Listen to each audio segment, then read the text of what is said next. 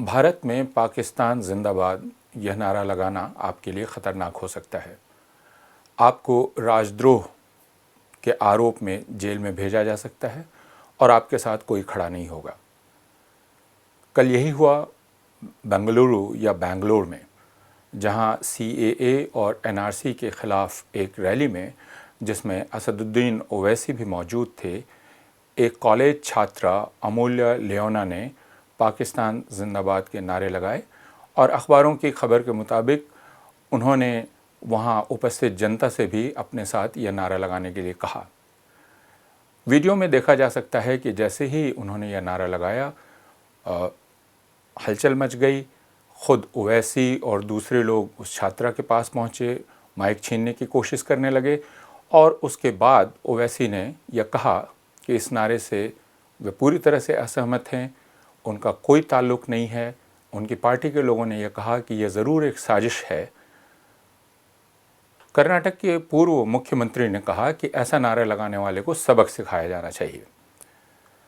जैसा भारत में रिवाज है, अमूल्य को जेल भेज दिया गया है। उस पर राजद्रोह का मुकदमा भी दर्ज हो गया है।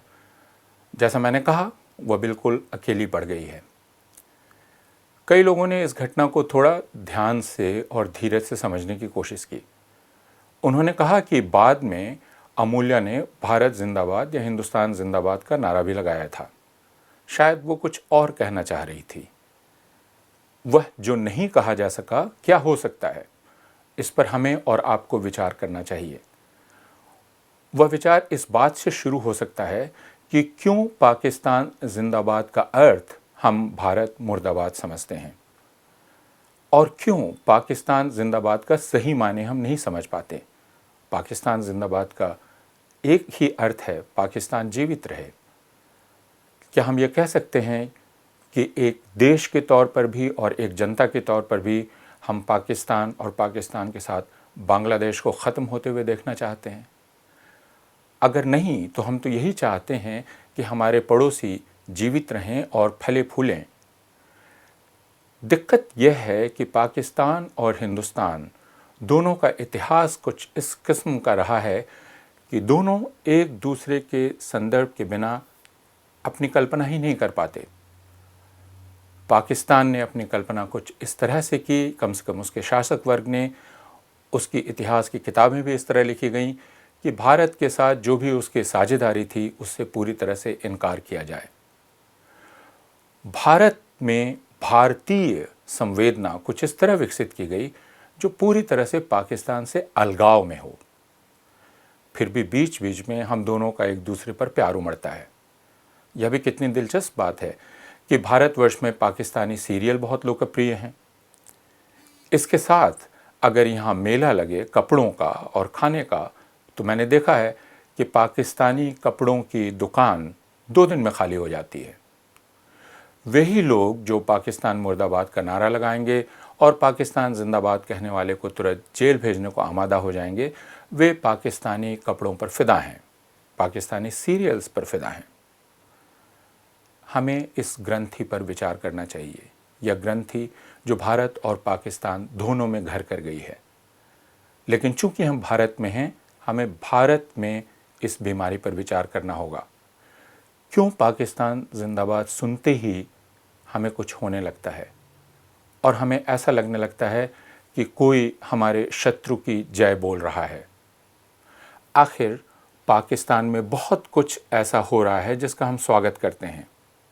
मसलन ननकाना साहब को खोला जाना, मसलन पाकिस्तान का एक लंबे अरसे के बाद मंदिर को खोला जाना और वहाँ के हिंदुओं को सुपुर्द करना, मसलन पाकिस्तान की जो शासक पार्टी है, शासक दल है, उसका अपने उस सदस्य को निष्कासित करना जिसने हिंदू विरोधी बयान दिया था, या पाकिस्तान के उच्चतम न्यायालय का अभिव्यक्ति की स्वतंत्रता में खड़ा होना।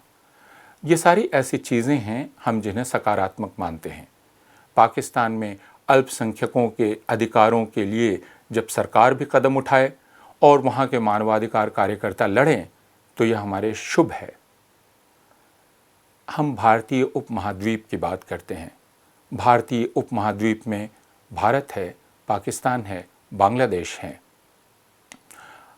अगर भारतीय उपमहाद्वीप के ये तीनों देश अपने आप में इत्मीनान में नहीं रहे और एक दूसरे के साथ मित्रता से आगे बढ़ने की उनके भीतर कल्पना नहीं हुई, तो फिर हम में से हर एक अलग शांति से नहीं रह सकता।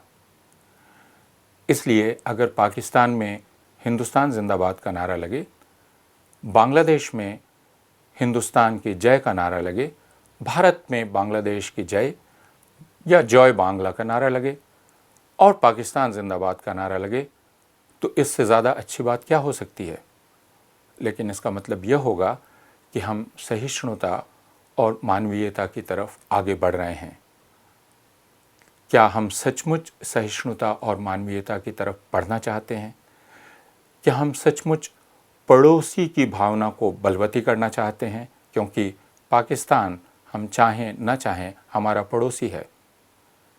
तो क्या हम ये चाहते हैं कि पाकिस्तान में यह भावना बलवती हो कि बगल का पड़ोसी तबाह हो, क्योंकि हमारे भीतर यह भावना बलवती हो रही है कि वह पड़ोसी तबाह हो जाए।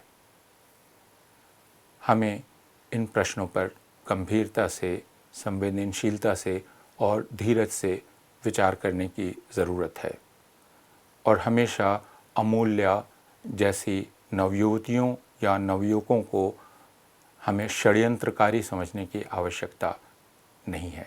द वायर के और वीडियोस देखने के लिए सब्सक्राइब करें और बेल आइकन पर क्लिक करें। स्वतंत्र पत्रकारिता की आर्थिक मदद करने के लिए डिस्क्रिप्शन में दिए गए लिंक पर जाएं और अपनी राशि चुनें।